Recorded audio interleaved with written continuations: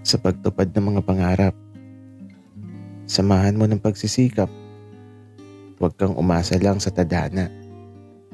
Kasi kung di ka kikilos, wala kang mararating. Di mo maaabot ang mga pangarap mo. Di mo makakamit ang tadhanang sadyang para sana sa'yo.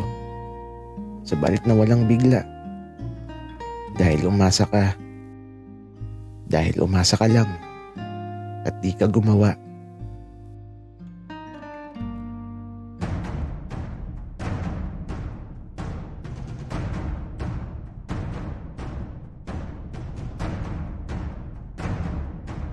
Kaibigan, huwag mong kalimutan mag-subscribe sa aming channel at huwag din kalimutan i-click ang notification bell at subscribe button. Subscribe na!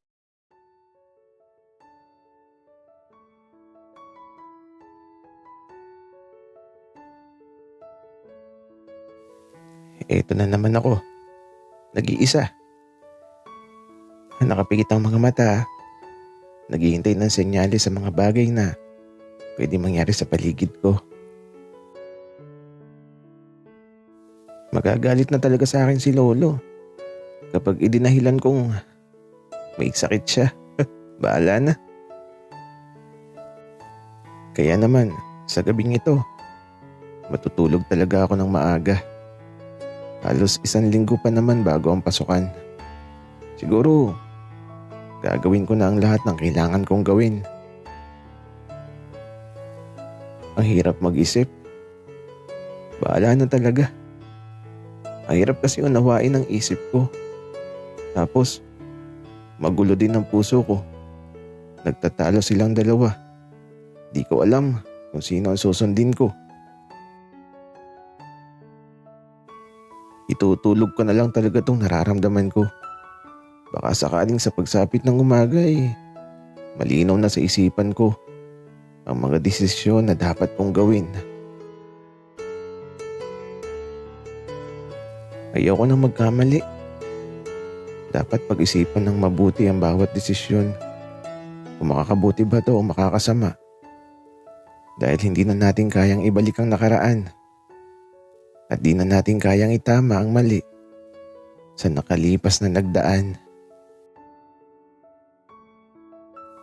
Sa pagpikit ko ng aking mga mata, umaasa ako na sana sa pagsapit ng umaga, maging malinaw sa isip ko ang desisyong sang-ayon ang puso ko.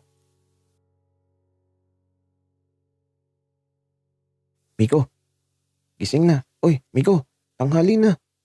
Tara sa bahay, wala akong kasama Isang umaga medyo mataas na ang sikat ng araw. Napasarap ako ng tulog at eto, pagkamulat ko ng mga mata ko, nakita ko kagad si Andy.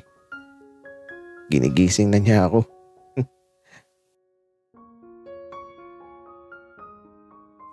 Andy, inaantok pa ako.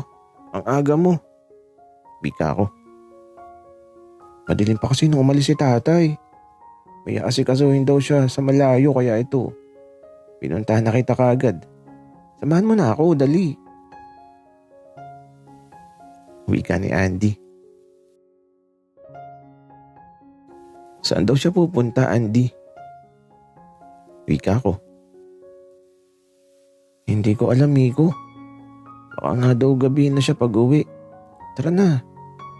Doon mo na ituloy ang tulog mo. Wika ni Andy na eto. Hinihila na ako at malapit na ako mahulog sa kama ko. Oo na. Pero magsasabi muna ako kay Lolo at Lola. Wika ako. Naipagsabi na kita, Miko. Kanina pa kaya ako dito. Nagkape na nga ako dito sa inyo. Tapos sabi ng lolo mo, gisingin na kita. Wika ni Andy. Grabe naman, Andy. Napakaaga mo naman. Pero sige, tara na. Wika ko. Pagkabangon ko talaga ito. Nagpaalam na kami kay Lolo at dumiretso na kami kaagad sa bahay nila Andy. At saka sabi niya, wala naman daw si Tito Paulo. Kaya malakas ang loob ko Kasi di kami magtatagpo ni Tito Paulo. Pero uuwi din naman ako mamayang hapon. Ayokong makita ko ni Tito Paulo dito sa bahay niya. Natatakot pa din ako. Baka magalit na naman siya sa akin. At eto, nang makarating kami ni Andy, mula dito sa labas nang makita ko ulit ang bahay nila Andy. Ewan ko ba pero naging masaya ako. Halos mag-iisang taon na din pala nung huli akong makapunta dito. Yung huling punta ko kasi dito nung gabing natikman ko yung pinagbabawal na putahe.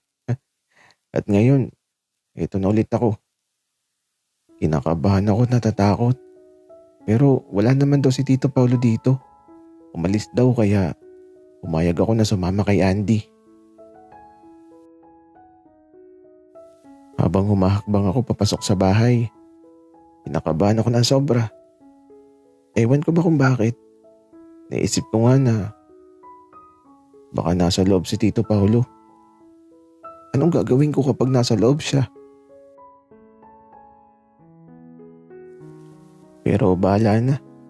Kaya naman ito, pagpasok sa loob, halos walang pinagbago. Tapos ito, mukhang wala naman si Tito Paulo dito. Makakahinga ako ng maluwag. Tapos diretso na kami sa kwarto ni Andy. At pagpasok ko, nabigla ako sa nakita ko. Gagi, bakit may ganito dito? Oh, Miko, ayos ba? Nagulat ka ba? Wika ni Andy. Habang ako naman di ko alam kung matutuwa ba ako o mabad trip kay Andy. Andy, bakit naman may malaking larawan ako dyan sa dingding mo? Wika ako. Mukhang kinuha niya sa FB ko yung larawan na yun.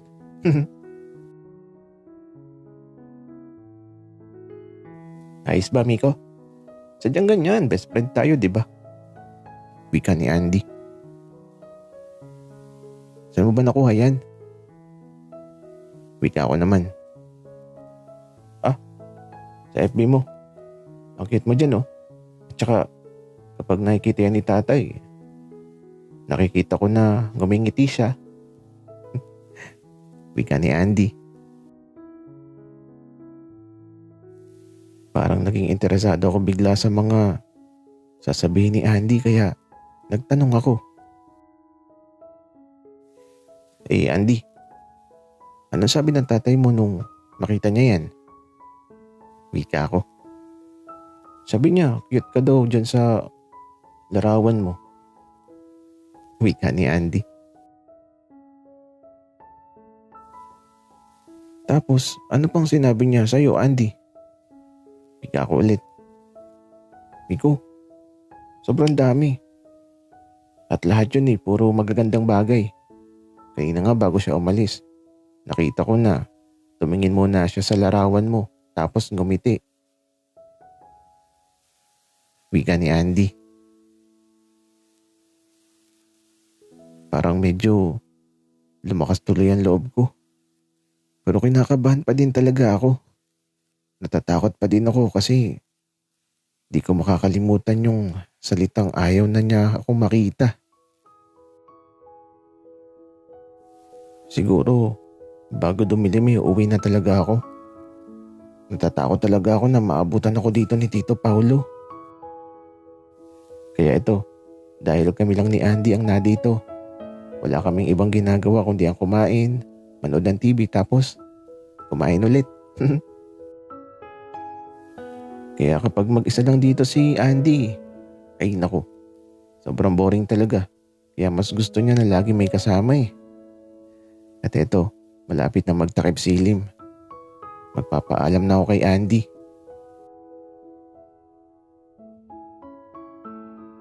Andy, uuwi na ako. Wika ko. Ha? Ganun ba, Miko? Saglit, bibili lang muna ako ng yelo at soft drinks. Hintayin mo ako, Miko. Wika ni Andy. Sige. Wika ko.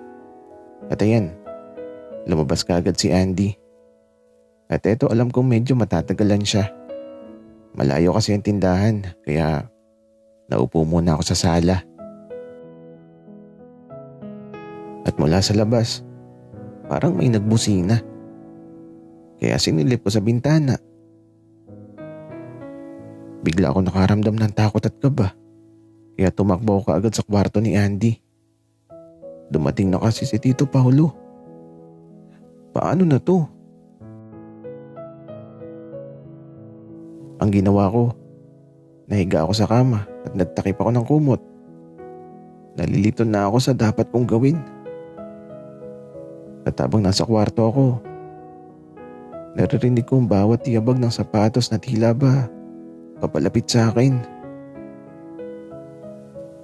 Nang mawala ang bawat tiyabag, nakarinig ako ng isang buntong hininga tapos may nahiga sa tabi ko at niyakap ako na napakahigpit. Parang sasabog ang puso ko pero di ko alam kung takot at kaba pa ba yung nararamdaman ko. Para kasing napakasaya ng puso ko.